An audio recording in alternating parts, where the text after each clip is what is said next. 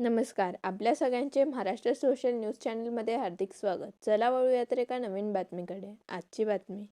जागतिक पर्यावरण दिनानिमित्त हरियाला परिसर संस्थेतर्फे श्रीराम कॉलनी परिसरात 50 नवीन वृक्षांचे रोपण करण्यात आले. यावेळी दुसऱ्या ओपन स्पेसचाही शुभारंभ करण्यात आला. गेल्या 3 वर्षात संस्थेने विकसित केलेल्या पहिल्या ओपन स्पेसमधील 125हून अधिक झाडे यशस्वीपणे वाढून हा परिसर ऑक्सिजन झोन म्हणून विकसित झाला आहे. या उपक्रमाला आयुक्त नितीन कापडनीस, महापौर मायादेवी परदेशी, नगरसेवक ललित अहुजा, गुलशन उदासी, नगरसेविका किरण कुलेवार यांच्यासह संस्थेचे अध्यक्ष मनोज रेलन आणि कार्यकर्त्यांची उपस्थिती लाभली. शहर अधिक हिरवेगार करण्याचा संकल्प यावेळी व्यक्त करण्यात आला. जय श्रीराम. आज विश्व पर्यावरण दिवस निमित्त आम्ही आज वृक्षारोपणचा कार्यक्रम ठेवला होता. आमच्यासोबत आमचे प्रभाग 10चे आम्हाला नगरसेवक यांनी सहकार्य केलं. त्यांनी टाईम काढला, आमच्यासोबत आले.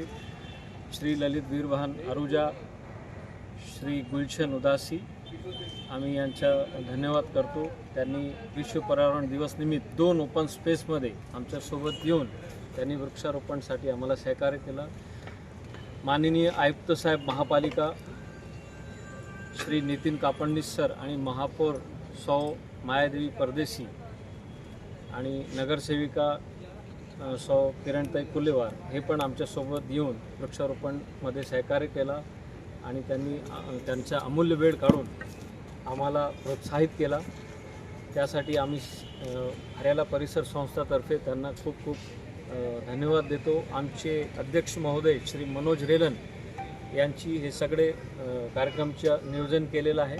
आम्ही 2 ओपन स्पेसमध्ये काम करत आहोत. ही पहिली ओपन स्पेस आहे, ज्याला 3 वर्ष झालीत आणि 125 वृक्ष आम्ही लावले. ही आता ऑक्सिजन झोन झालेली.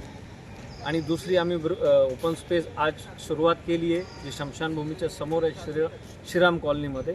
तेथे आज वृक्षारोपणचा कार्यक्रम पार पाडला आणि तिथे आम्ही 50 वृक्ष लावत आहोत. महापालिकातर्फे आम्हाला सतत सहकार मिळत असतो. मागच्या 4 वर्षापासून वृक्ष असो किंवा पिंजरे असो, तर आम्ही पुढेही महापालिका आम्हाला वृक्षारोपणसाठी सहकार्य करत राहील अशी आमची अपेक्षा आहे आणि आम्ही सगळ्यांचा धन्यवाद करतो. बातमी आवडल्यास चॅनलला लाईक व सबस्क्राईब करा व दररोज अशा नवनवीन बातम्या पाहण्यासाठी चॅनलला फॉलो करा. धन्यवाद.